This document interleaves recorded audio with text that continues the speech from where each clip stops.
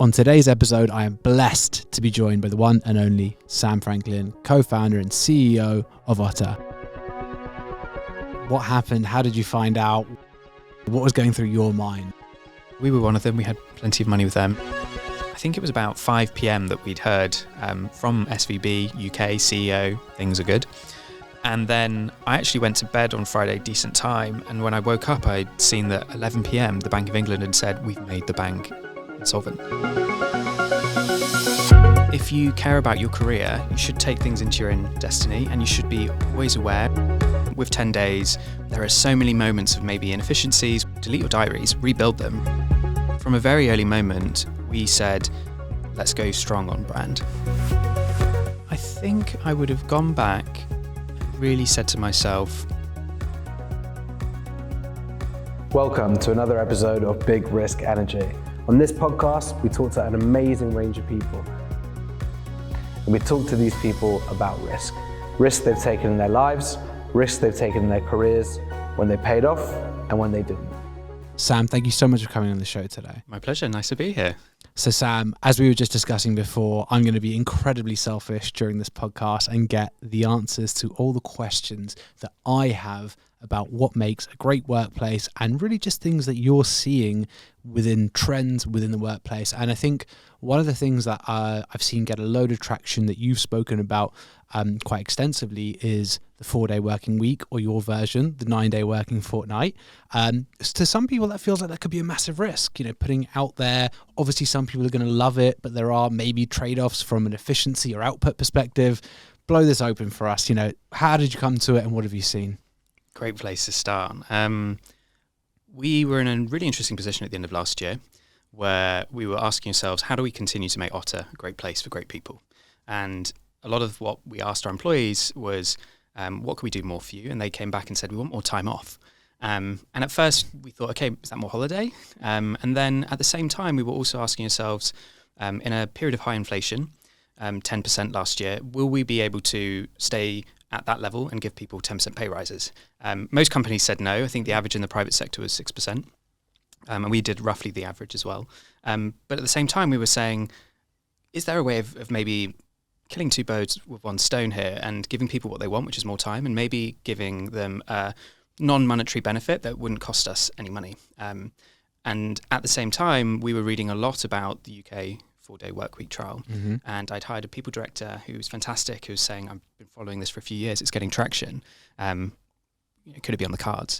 And so hard to remember the moment where it started to become an idea, but someone has said, what if we did something interesting like a 4-day work week? And I was pretty quick to shut that down because I felt like, and I had always felt like 4-day work week is quite severe. It's 20% reduction in your working hours. It can be terrifying, right? Yeah. And for a fast growth startup, that puts pressure on me as a leader to go speak to our investors and future investors and the board. It puts pressure on the employees. And it just felt like it was too much, even though we started to see other companies speak very positively about it. But the 9-day fortnight, losing 10%, so 1 day off every 10 days, felt really interesting because it was a stepping stone, which didn't feel as daunting.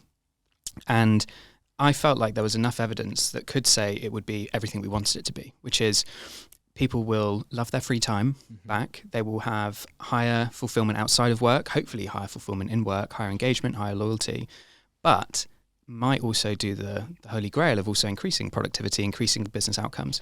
And so we debated, we discussed, and it became a point of why wouldn't we try this? We're a business that does a lot of experiments with our product.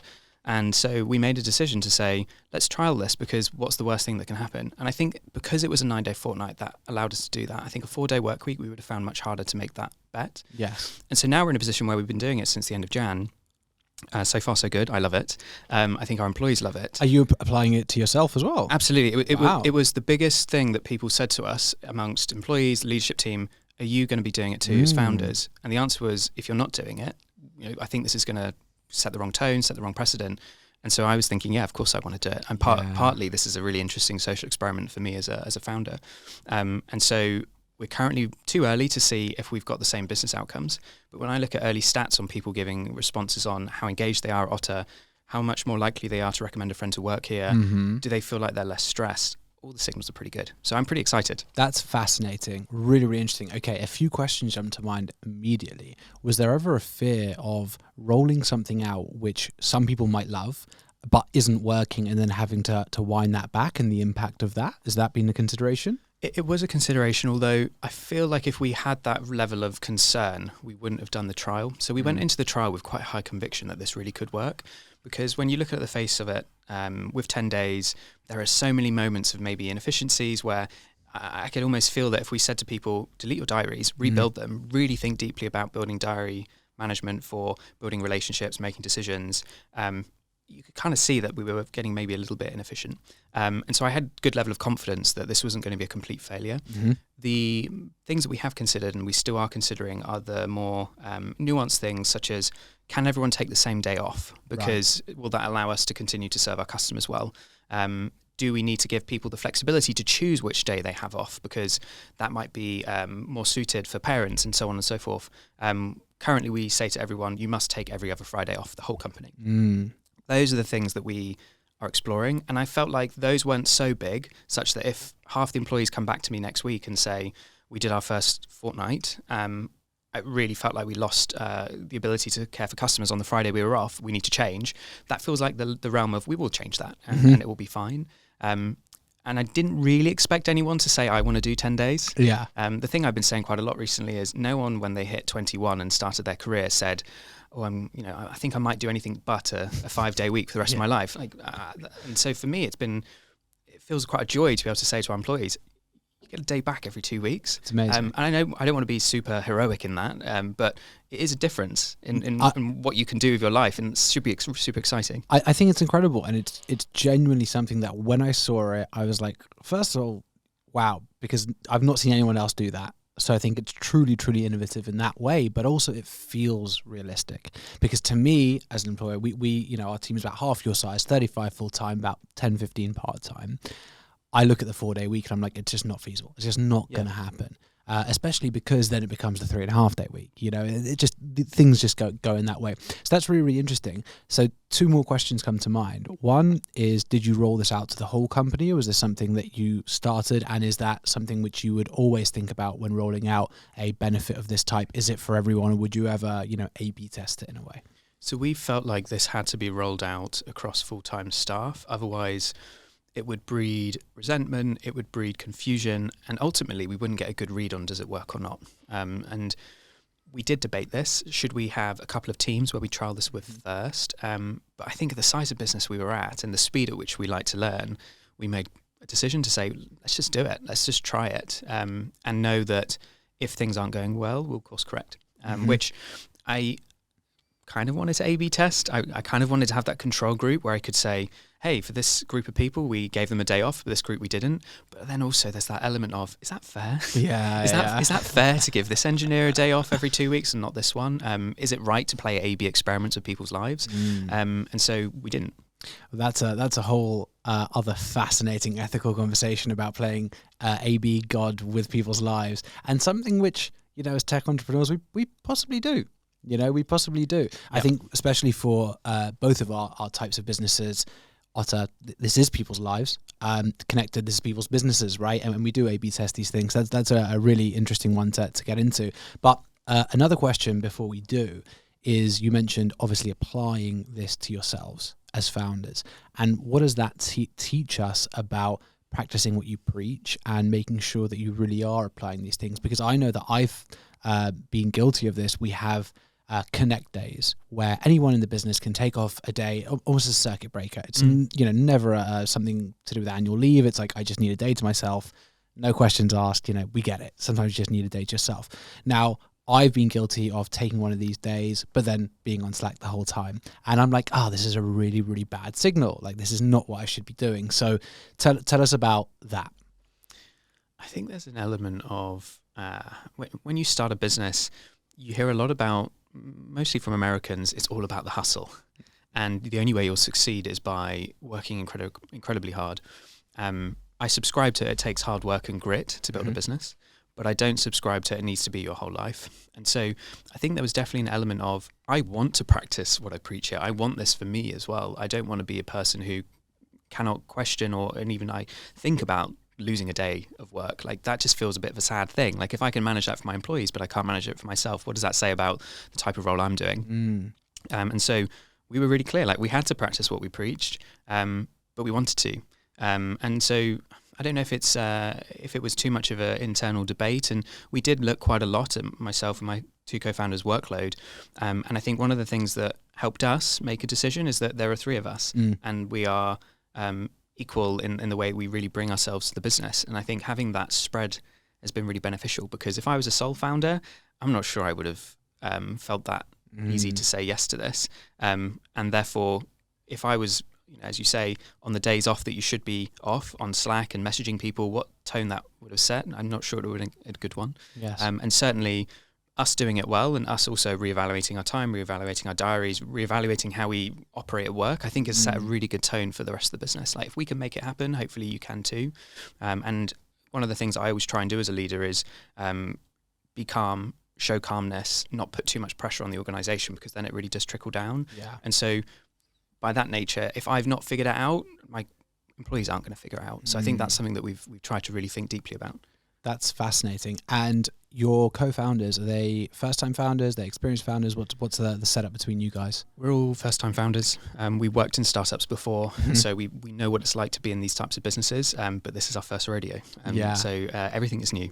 That's incredible. I mean, first off, just say massive well done then on going this far, regardless of where it goes from here. Thank you. Although it's always about where it goes from here, but regardless of that, so incredible to see the journey that you guys have been on. And as I was saying to you before we started, I've used the product multiple times to great effect. I think it's incredible. The look and feel is amazing.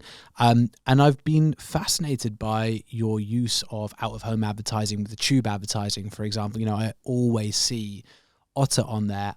Tell us about that journey. How did you come to that? At what point did you decide to start pulling the trigger on that type of advertising? How do you track the ROI for that sort of thing? Okay, lots of questions. Maybe ask me a few of the follow-ups. So we're building... I told you the ADHD brain. I'll just dump them all, right? It's great. I love it. We're building the better way to find a job in tech. And one of the opportunities we saw with Otta was, let's go build a job product that's candidate first, that really puts the job seeker at the heart of what we're building. Some products would just say this is being user-centric, but I think in the space we were building in, a lot of entrepreneurs had built for the company side, all about filling a vacancy. And so given that, I felt quite strongly that this had to be a consumer brand, and it couldn't just be your boring corporate blue, although it's not just all about visuals, LinkedIn indeed. So from a very early moment, we said, let's go strong on brand, because we think this is going to be a big differentiator for us, both in terms of attracting job seekers, then also telling the companies this is what we stand for and why we're different, because we were never going to be as big as LinkedIn and indeed early on we aren't. There's so many more job seekers there, but the people we do have stand for something. We call them the all-ins, the people who really care about their career, the people who want something more, who are willing to give more to get more type of thing. So it was, I think, about 6 months into our journey after having pre-seed funding that I pulled the trigger on, let's go work with one of the best branding agencies in London who'd done some amazing work with clients and spend 10 to 15% of our cash, which our investors were saying, that's a lot of money. Like, our seed stage businesses are spending this much. But I had the conviction along with Theo and Zav that it would really make a difference and that it would set us on a really strong path to get customers, get candidates, get fundraising. And we worked with a great branding agency called Ragged Edge. They really helped us try and peel away, what are we trying to do here? How can we be different? What makes us different, not just better? And then how do we make that into an incredible visual identity? And yellow was one of the things that as soon as they put that idea in front of us, we loved because it just felt so different. And a few of the previous ideas weren't as exciting. When we saw this one, we were like, this is exciting. So was that it? You saw it and you're like, that's the one? Absolutely. And it's the first time I've done a brand project like this before where you're really trying to create something from scratch and you can just know when something doesn't quite feel right. I was like, this feels more like a sports brand, or this feels more like an education product, where it's like, this feels different. This feels bold. This feels distinctive. And so ever since then, we've just been building on that ability and that desire to be different. And none of us are marketers of the 3 founders. I think it's been a little bit of an entrepreneurial journey to define what different looks like in the space, to learn what it takes to build a very different brand. I've done a lot of reading. I've spoken to a lot of chief marketing officers in my time, either B2B businesses, because I think you learn a lot from that side, and then also consumer products. and also marketplaces, because with marketplaces you have to think quite deeply. And really the kind of outdoor advertising and the above the line advertising that we do is twofold. One is job seeking has a moment in time which is really, really buzzy. Mm-hmm. So it's January, February time where people say, new year, new me, new job. There's a lot of psychology that's around why this happens. And so advertising outdoor is really good in that moment, because you're reaching a lot of people with a lightning bolt moment that really says we're here to play.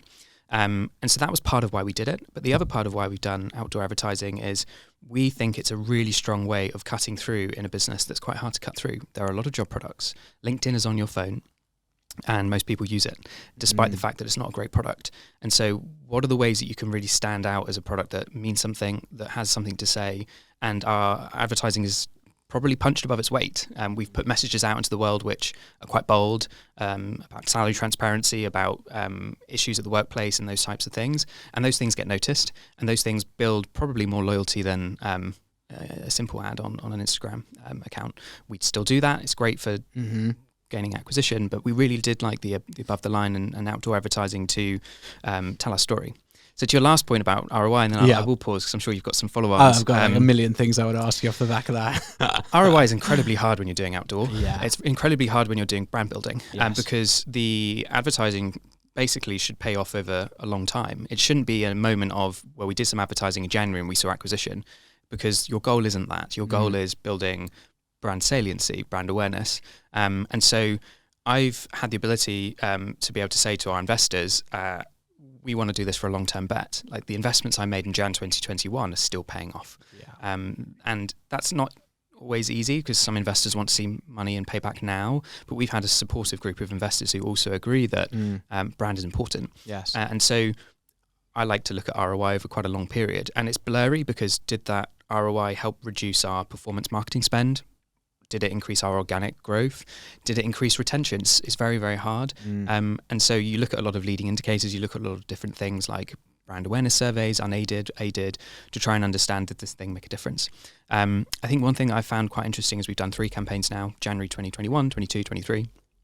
And this time, for the first time, we had way more people who would message, would say something on LinkedIn, who would post, who would share, who would comment things like, this is really hitting a nerve in terms of you speak to me. I think having that, it's anecdotal, but useful information was really helpful to say, well, this is getting noticed. Yes. And so we still haven't seen the ROI yet from our January campaign. It's too soon. But so far, so good, I'd say. Fascinating. No, that's a brilliant response. 2 things that really spring to mind. I'm going to put a pin in one, Tinderification of the job market. I'm going to put that. I don't love Tinder for jobs. Yeah, no, not that part actually, not that part. But we'll go back to that. How much of this was design? How much of this was luck and timing? Because I feel, going back to your point about making this a consumer-centric brand, a consumer-obsessed product rather than a company-obsessed one, that timing. Unbelievable, because you've got COVID that comes through the door, which I'm assuming you guys didn't have prior knowledge about, but you've got COVID that comes through the door and literally flips the market on its head in terms of like, right, candidates are going to be dictating how they want to do things, and the market flipped, and you guys were just the perfect product to service that zeitgeist change of that feeling in the market. I mean, you couldn't believe it. I'm smiling because you're using words that we use, which is like the zeitgeist and flipping. We had an insight 2019, which was we can see that people want more from their job, so we need to give them more from their job search. And at the time, that was more about mission and values. And then obviously the pandemic happened, and that became flexibility. But also in 2020, we had things like climate crises, COP25 or whatever the number was at the time, was incredibly on people's minds. And so suddenly things like companies' approach to climate was on the mind. We then had George Floyd, where Black Lives Matter took a bigger stage than it ever had before. And so timing was good. But also I think we were at a point in time, and that's why we had the insight, which was there are these things that are just happening along the world that are going to keep coming that will mean that people's view and relationship with their workplace will change. I think the lucky thing, definitely the lucky moment of it, was because the pandemic was so big and so severe and so intense, there was a quick There was a quick change in people's ability and desire for a product like ours. But it really just accelerated trends that you were already seeing. It wasn't actually necessarily a massive change in direction. It was just an acceleration. Yeah, and we were really thankful that we built a product in August 2019 that was ready to go in the moment of COVID, because people were made furlough, they were laid off, they needed jobs. And so we were there for them. But it was a really interesting moment because many companies weren't hiring as much either. Yes. And so to build a product at that moment, which was job seeker first, candidate first, that really put their needs at the forefront, was great because we could be there for them and build for them. But I do reflect on it. There's a lot of luck. There's a lot of timing that was really positive, because if we started the business 6 months later, we might not have even got pre-seed funding. And we might have been that business where investors were like, employees aren't hiring right now, like we don't want to be involved. And then of course the tech market took an absolute growth spurt in 2021, 2022. I've never seen anything like it. And so the dynamic shifted again, where suddenly companies were trying to hire so much, so fast, and the market was so competitive, and that was a really interesting moment in time as well. But I think that's probably the story with recruitment, is it goes through these narrative arcs and ups and downs. And COVID was an up, and so was the 2022 moment was an up, and then the last 6 to 9 months it's been a moment of employers slowing down, feeling like recession's on the horizon. The market for funding has changed, and therefore they're reducing it. Really, really fascinating. Okay, I'm going to go back to the Tinder point, and not that Otta is Tinder for jobs, because that wasn't actually what I was thinking at all. But I think it's more of a real communal, a societal shift on the way that we perceive opportunity and the grass being greener. And I relate it back to Tinder because, anecdotally, so many people, it's like, I can't settle in a relationship because it's like, what else is out there? And although that might be a very depressing thing when it comes to personal relationships, I think that's a really brilliant thing in the jobs market, that even people who aren't looking might be on Otta, because they're always sort of semi-looking, right? Because we have this idea that the options are endless. There's always potentially something better around the corner. And I think it taps into that total shift of consciousness that we've all had. Yeah, and it's really interesting to bring this up, because when we started the business, one of the biggest things we heard from people who were the non-supporters, so those who were skeptical, The haters. I wouldn't necessarily call them haters, was the best people don't look for jobs. I heard that so many times. And it always felt like a slightly strange comment to me, because if you care about your career, you should take things into your own destiny, and you should be always aware, or not always, but often aware of what kind of opportunities might be great for you. And so we really wanted to prove them wrong and build a product that was so good that people would come back even when they're not looking. Yeah. And I like where you're coming at from Tinder, which is people are never happy.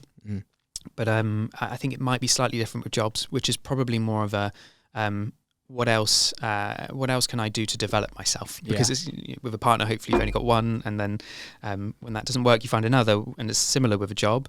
But I think with jobs, it's definitely something where you can be very, very happy in your job, and you should still be looking. Whereas I don't know if that's the case with relationships. Yeah, absolutely. But I think as an employer, from my perspective, like, one of the things that we are proudest of at Connected is a 96% staff retention rate. Amazing.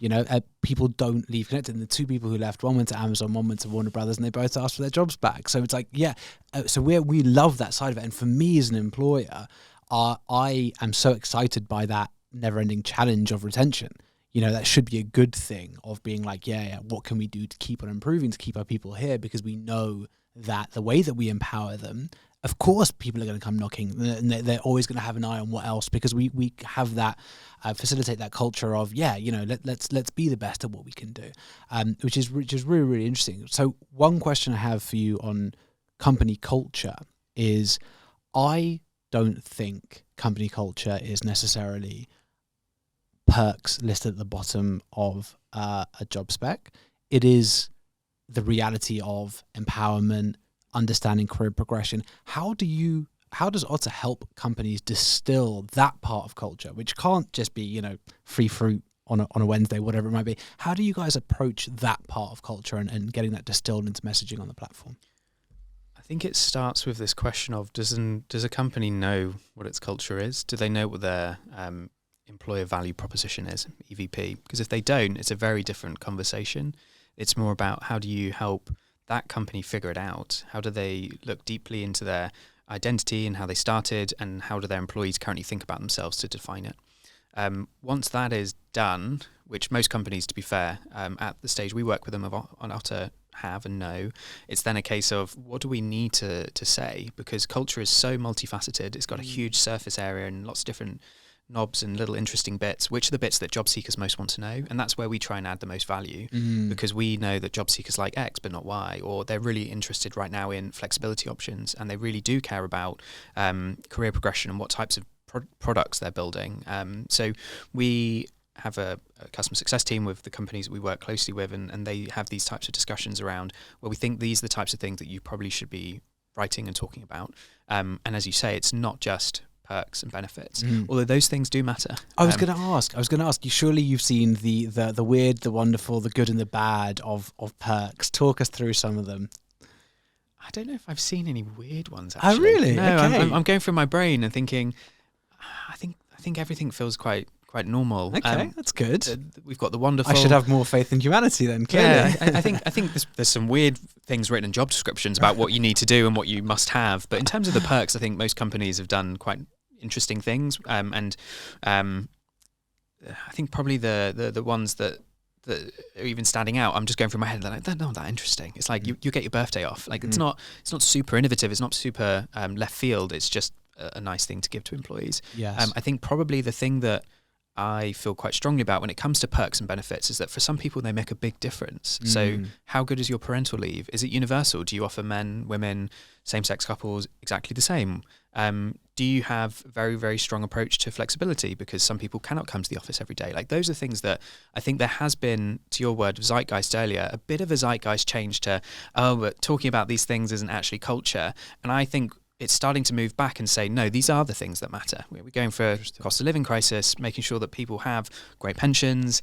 Some of the more financial things are important. And I've found it quite interesting where I've seen some people on LinkedIn and so on often joke about this benefit of having a free lunch in the office is not a benefit. But actually, like, that is money that you're paying for someone. And as a company, it's actually a very smart way to do it, because it's not as it's more tax efficient. And so if you pay for lunch every day, that is a benefit. That's something that you could and should maybe be proud of to shout about. Now, the difference is if you're then a company that doesn't pay well and is a terrible working environment, it doesn't make it stand out. Yes, free fruit will not undo a toxic culture, but it adds to a positive one. And free fruit maybe I'm not so excited about. Like free lunch, for example, sure. You go to Leather Lane Market and it costs like £8-9. And so the world of what your brand is as a company is so nuanced, and it's about finding those things that you really want to shout about and shouting about them. Because I think one of the things that early stage employers miss is that it's a sales pitch. Like, you are competing against so many different companies.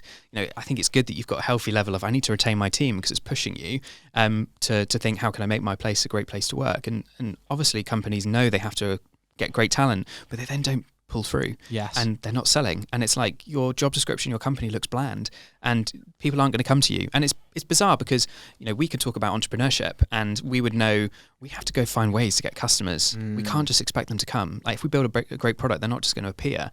And yet sometimes companies believe that that's what's going to happen when it comes to finding job seekers. Totally. That's what I always say to young founders and founders that I've invested in as well, is one of the greatest pieces of evidence that an early stage founder can do when trying to raise investment, for example, is demonstrate the level of quality of talent they've been able to attract to the project early on. Because if you can't pitch top talent and attract top talent, you're not going to be able to do the customers and the investors and everything else. It's totally part of that entrepreneurial stack, is how do you build an attractive company for the top talent to want to come there, stay there, be excited. And, ultimately it can't just be about money, especially for startups. You cannot just constantly throw down greater and greater financial incentives. There has to be more to it than that.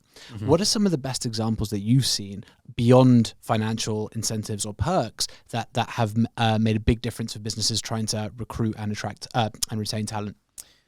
I think talking a lot about how someone might progress and how someone might develop is a really big part of what people care about.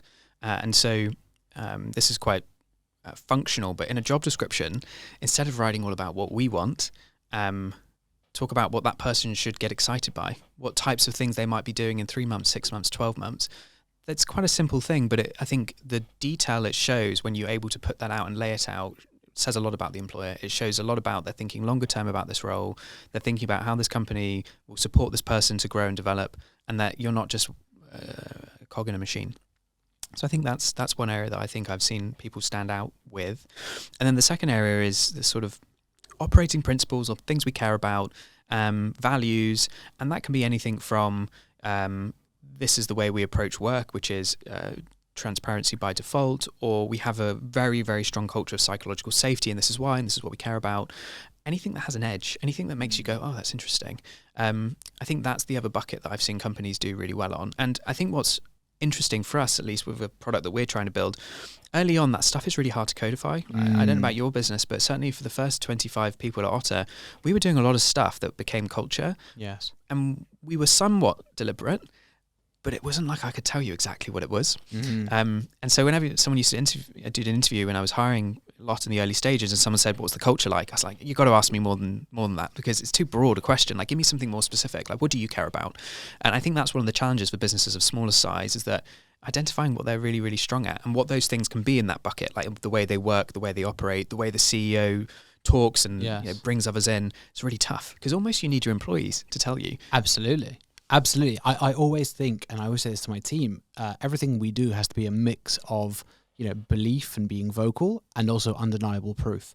So when people say, what's our culture? I say, well, we had this specific situation with employee X who, wasn't happy with this, and this is what we did. So it's, yes, I can champion all these things. I can tell you about our values, but I also want to have an undeniable stack of proof that I can point to and say, that's an example of where our culture has come into play, because it is so hard to actually do the vocalization piece without being able to point to it. Yeah, I like that. And this is why retention is super important, because those people that were there when you made those moments, and either good or bad, can use those as shared stories and shared moments. Oh, do you remember when this happened? And they can be incredibly defining.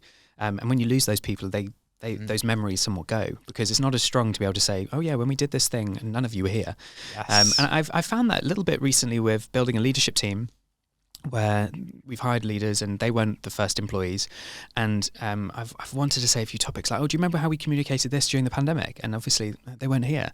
And so I've even found that very recently, that having those abilities to point to something and know that someone will go, yeah, I remember that, is really important for your kind of undeniable truths. Absolutely.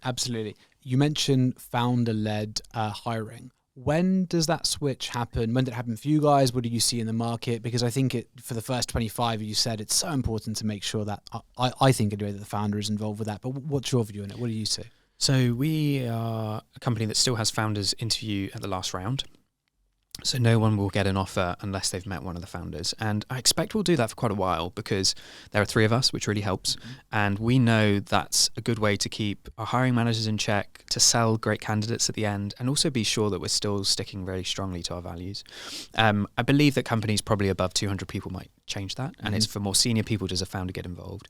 In terms of actually running a hiring process or being incredibly involved in a hiring process, I was probably involved with the first 50 people quite deeply. I would do phone screens, I would do technical interviews, I would do workshops, etc. And for me, that's because one of the biggest things you can do as a founder in terms of building leverage in your business is hire a absolute superstar. And that's one of the things that you should be really worried about, is if I'm not bringing great talent, is this going to be a successful business? And so it was the thing I loved spending time on. And you get really good at it, because you do it for a really, really intense period. But the thing that I always get a little bit paranoid about is I've not done interviewing for a while, and we haven't been hiring an Otta for a while. We've kind of got a good sized team, and so when you have to get back at an action, how quick am I going to get off the blocks? And so it's a skill you've got to go build. And so I always think for founders, don't leave it too long between doing interviews, or hiring or taking on a role yourself, because it's a very, very good way of diagnosing how good are you really as an organization at still spotting great talent. Because I think the thing that I'm always paranoid about, and this isn't necessarily because of the people I've hired at Otta, I think it's just always there, is, but what are the people that I've hired going to do when they go hire? Will they still hire the people that are really, really strong for the role? And the hope is they will. I've always had this mental model, which is if you hire A players will hire A players. But if you hire B players, they're going to go hire C players. And so you've got to stay close. That's brilliant. You've got to understand, like, when you scale your business past a certain point, are you still hiring the best people? So one question I have for you, and again, this is something which I'm being totally selfish on and just picking your brain, but I've had situations, not necessarily actually in Connected, but with the Real Sport, my previous business, where wanting to empower my C-suite to make hires, and in a last round interview, when you come in as a founder, where your C-suite, your CMO, whoever it might be, has total conviction about this hire, and you're like, it's not the person. It's not the person. How do you balance that between totally, undermining someone who's trying to build their own team with that founder gut? And speaking to you, it sounds like gut plays a big part of how you've done things. Yeah, I think the way I describe hiring is it's an art and a science. And so you can really... I use that the whole time, art and science. Love that. You can really lean on the science. You can be like, show me everyone else, show me the scores and so on. But there is a level of gut. That's the art. That's the judgment. It's a tough one because I think in that CMO scenario, for example, I think you've got the one angle, which is this a mistake that they need to make? Is this a mistake that they need to make in our organization to learn and therefore be better for the future? And the way I'd be thinking about that is how long have they been here? How big is their team? How senior is this person? How critical is this person they're hiring? And if they're not feeling like they're super critical, I might say, yeah, go make the hire. Let's see what happens. One of my favorite mantras with hiring is if you have no mistakes, you're not hiring with enough risk. Mm-hmm. If you hire 100 people and 100 of them feel right, you probably haven't taken enough risk with those people that might have got something slightly different to them and will maybe be your superstars. So that's one angle that I'd be thinking about. And then the other angle with the kind of using your own gut is, does it matter? And something that I feel like you have to do a lot as a founder is ask yourself, at what points do I need to use my chips in the bank to ruffle some feathers? Because you want to pick the right moments because you don't have any credits. And so is this the moment that you want to pull? If your CMO is saying, I think this is the best person, you've hired them for a reason. They're a CMO. They've got more experience than you as a founder, typically. And so I think there's that moment to be like, oh, is this one of the moments that I'm going to ruffle their feathers? Because that will change your relationship in the next thing they bring up. And that next thing might be a really important marketing strategy where you don't have a clue, but they're slightly doubting themselves and they may not push the boat out far enough in terms of the risk they're taking. And so it's a long game having an employee and having a leadership team. And so thinking really deeply about what that one moment will do, I think is how I'd attack that. Fascinating. I've so loved this conversation, by the way. I feel like we're getting into the real psychology of building businesses, which is amazing. One thing that would be, be a real mistake not to ask you about, because we've seen off the back of the amazing growth spurt of 2021, a lot of businesses unfortunately have to make redundancies, lots of cuts. How can a business come back from that, from psychological safety, from presenting itself as a good home? Because I imagine there'll be lots of businesses now going through this reality. I think the phrase I've always loved is manage expectations and be really transparent. And so presumably when you make redundancies, you say to your team you're keeping, I believe in this team. We can make amazing things happen. You are fantastic people. Let's go make magic happen. And that has to be with a very authentic voice.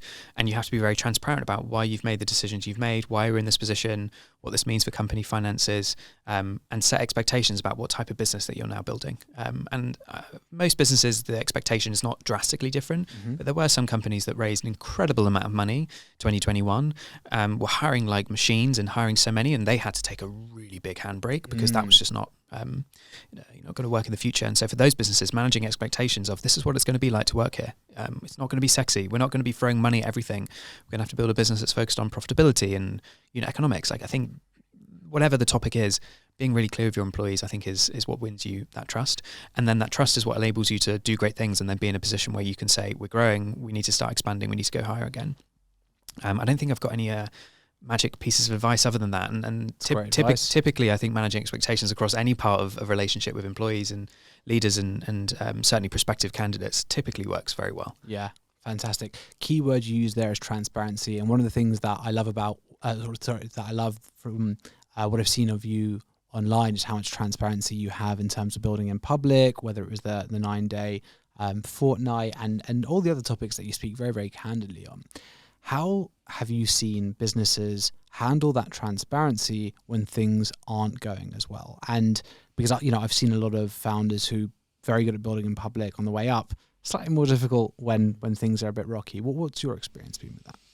So I don't think I've taken the kind of default, I'm going to just monthly update build in public. I know some founders do that, and when you committed to that, then it feels very weird when they disappear, because presumably that's a hard moment.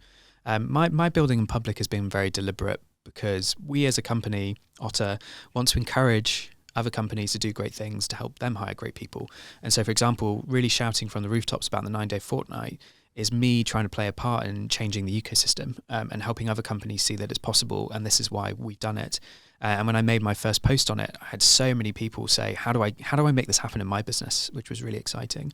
But I think in terms of the moments of negativity and what you do in those spaces, it is kind of stick to your same tune of being transparent and sharing and acknowledging that businesses are there to go up and there to go down.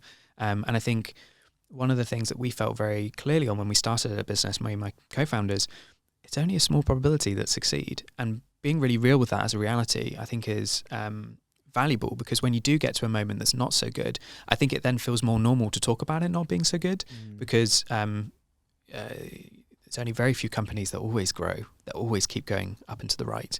And it would be very, very rare to be one of those. And so it's the reality that you're not in some moments. And I think that makes it feel a little bit normal and a little less scary. The thing I don't love about this building and public culture right now is where it feels like everything has to be told, everything has to be a story. The negative moments, the positive moments, I think it's, for me, still about storytelling. And so internally, when I talk about transparency, we don't have the 100% transparency that I think some of the businesses in London have tried to shout about, which is everything is public, emails are public, we default to public, because I'm still very conscious that transparency is sometimes damaging. Sometimes you have to withdraw information to tell them later. Sometimes you have to sequence things smartly. Sometimes you have to stage things. And I think it's our role as entrepreneurs to do that work, and sometimes to bottle things in for a little while to then tell people. And so I think that's somewhat similar with building in public. And that's why I've not taken the decision to literally tell the world everything we do. I like to tell things that we've selected, because that's part of my storytelling. No, it's brilliant. It's really, really amazing advice, Sam. Thank you. Okay, I've got 5 questions that I ask every single guest. Not quick fire or anything, but I'm really excited to hear your responses. So question number 1. Sam, what is the biggest risk that you've taken, and what happened? I was thinking about this one, and maybe this is one you hear from most entrepreneurs, but it's got to be starting my business, because there's a point in time where you say, what would have happened otherwise if I didn't start a company? And I was on a great trajectory, getting more roles, more senior roles, able to go work at interesting places, and I could have had a strong, stable career of being an operator. And so the risk here was trying to do something completely different, to have hopefully all the things that I wanted in terms of building great businesses, people, culture, product. But it might be an opportunity cost that I've lost some time and lost some of my life, and also lost a little bit of energy, because there's a really big risk, I think, when you start a business that you don't get many shots, and you can't leave that quickly, certainly if it's starting to go well. And so I knew back then, like, there was a level of risk to say, I've got to be able to commit to this for a certain number of years. And so that's definitely the biggest risk I think I've taken. Certainly when you think about the decision-making process and the things I had to go evaluate, the people I had to speak to get confident about the idea and the thing that this was right for me, the books that I read. But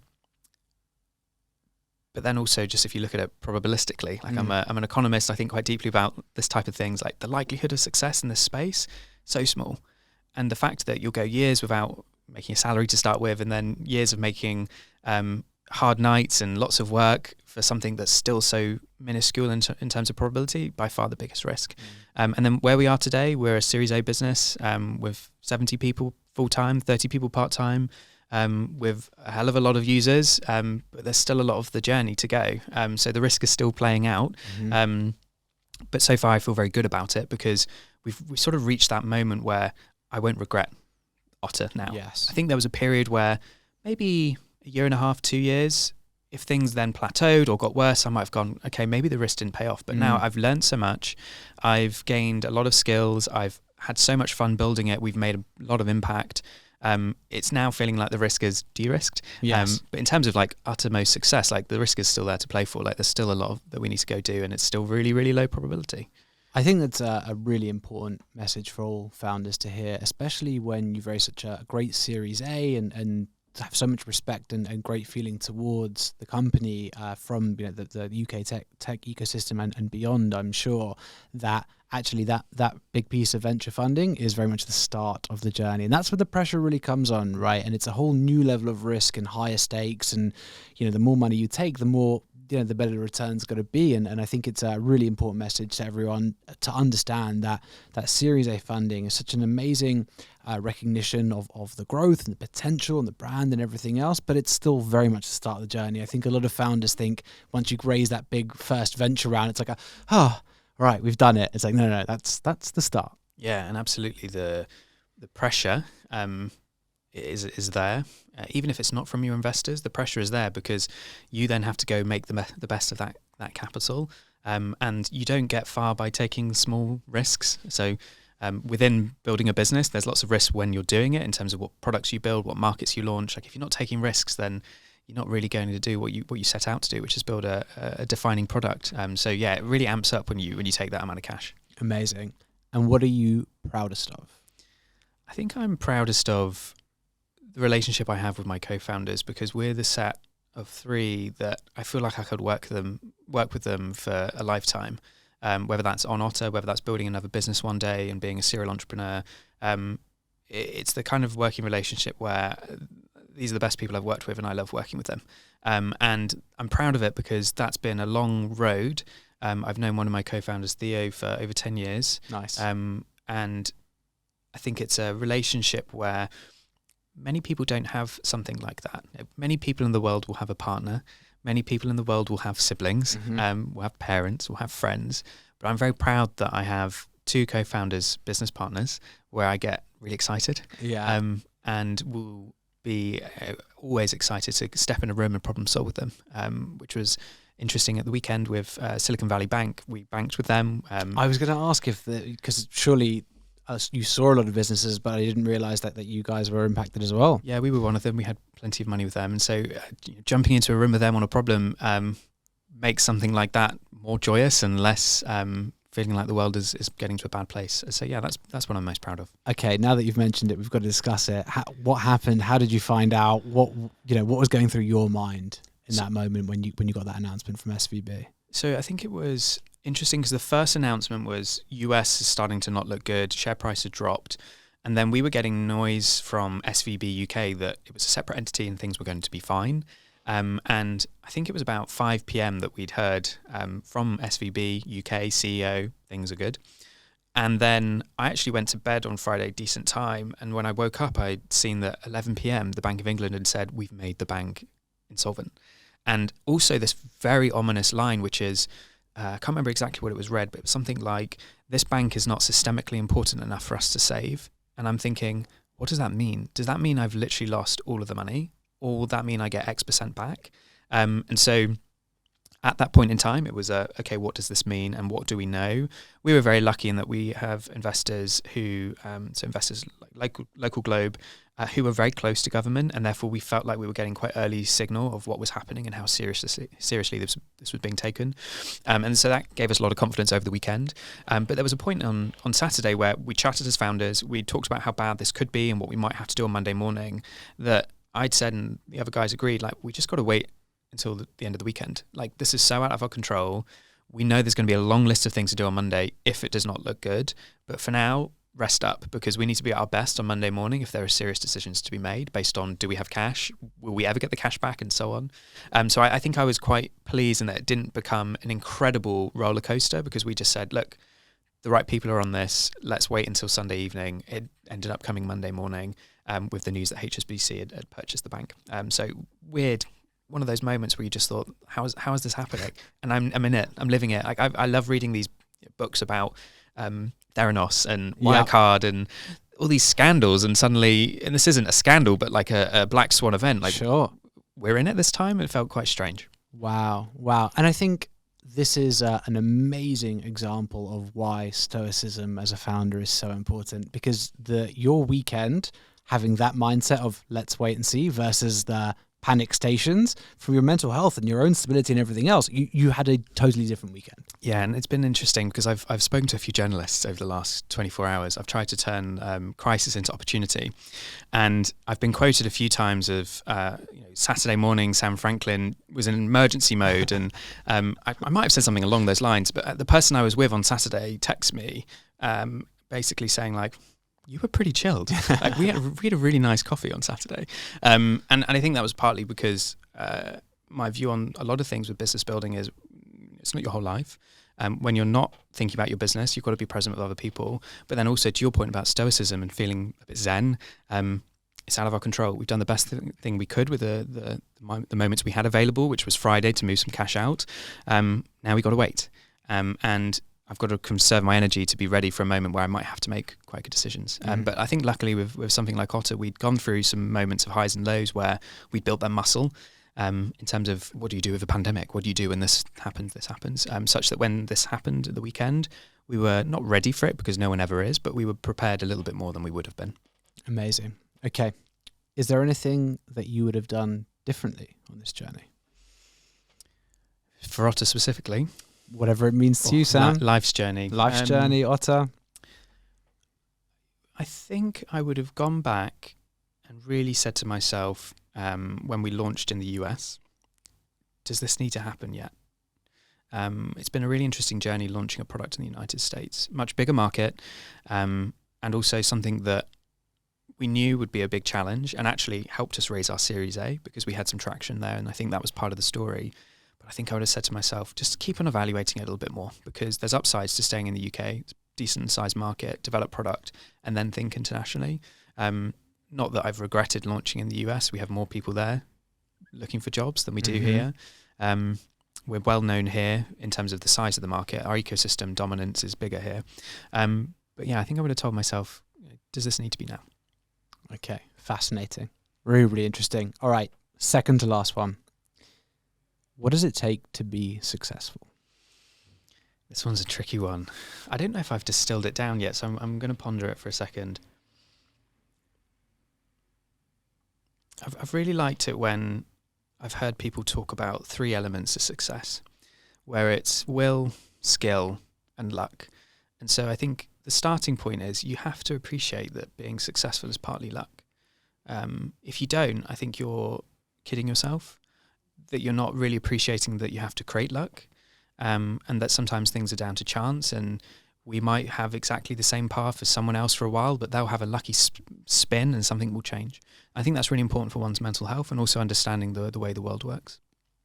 And then will and skill, I'm a big believer in that they're both required. I'm certainly not one who believes that you're born an entrepreneur and you have the skills and you just got to keep developing skills and reading books and going on training courses. Like, you have to have some level of will.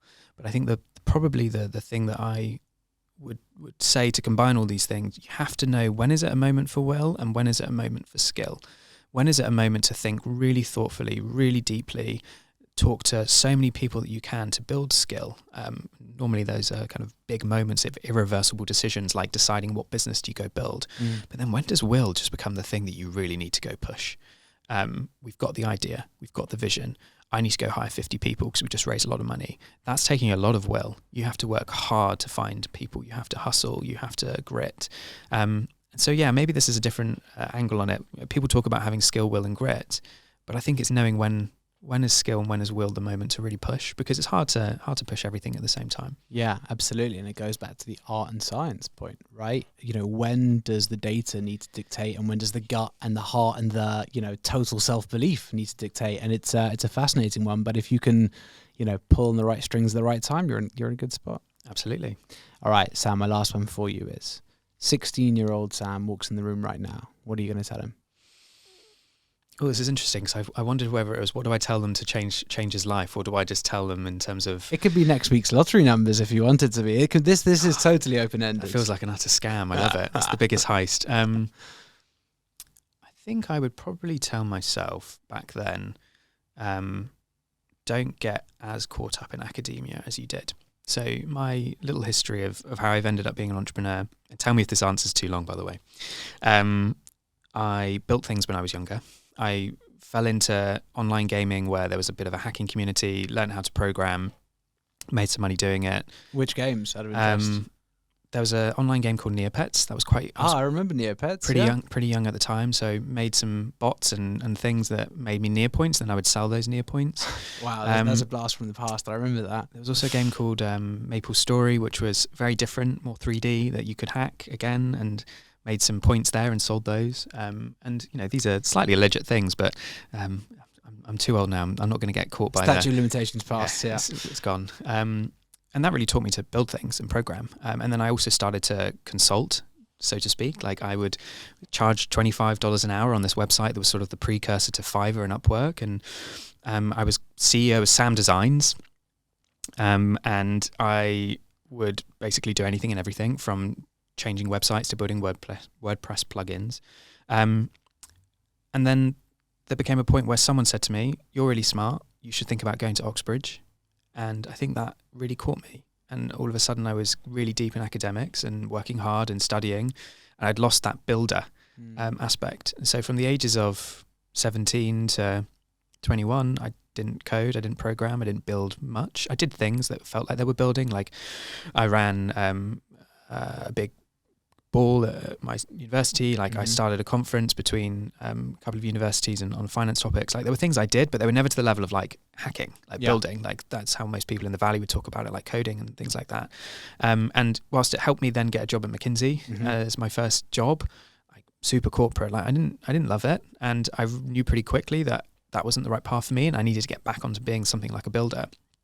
And then I started the search to join a startup and then wanted to eventually start one. So I think probably I'd go tell myself, maybe there was a couple of years where you could have just done some more building. And I don't know what it would have meant for me today.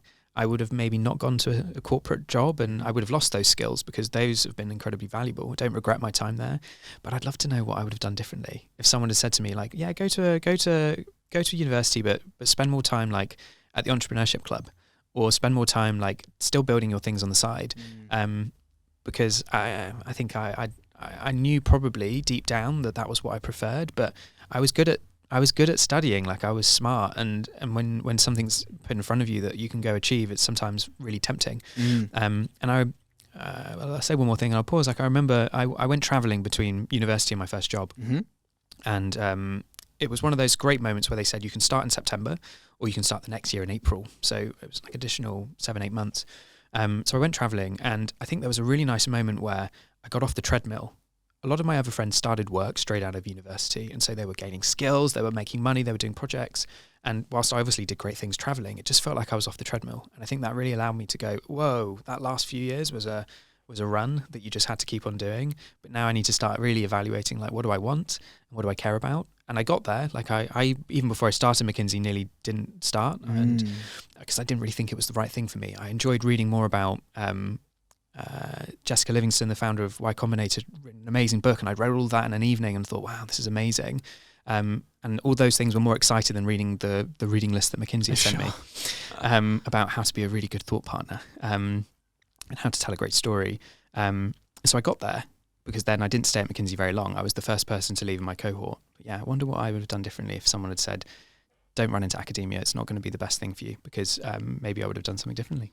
It's an amazing answer, Sam, and thank you so much for sharing that as well. And I think it's one of the things which I see as a real consistent theme, and this is going to sound a little bit, airy-fairy, whatever, but between people who have spent a bit of time traveling is, when you grow up in a Western society, especially the UK, let's say, you get presented a select choice of narratives that you can follow. You can go and do this, you can go and be this, but they're pretty much following a well-trodden path. And for a lot of people who go through the university system, it's going into a corporate career. But when you go and travel and you see, actually, hold on, there's a whole host of narratives that I can pick. I can go and live on a beach and work in a bar for actually, these are all just choices. And I wonder how much of that gets distilled into Otta, of giving people the understanding that, you know what, you might be stuck here or here right now, but there is a whole world of narratives and opportunities and lifestyles and work styles that you can go and choose. And I think it really is reflected in what you've built. I think you said it better than I could. You've got a great way of explaining it. And yeah, we talk about helping people find fulfillment. And I think part of having a conviction around this business was myself figuring out for myself what that meant. Amazing. Sam, anything you want to plug? Not really.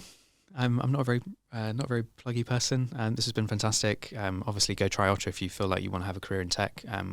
We'd like to think we're the better place to find a job in tech. So give that a go. But otherwise, really nice to chat to you. Sam, thank you so much. Really appreciate the time. Yeah, thank you.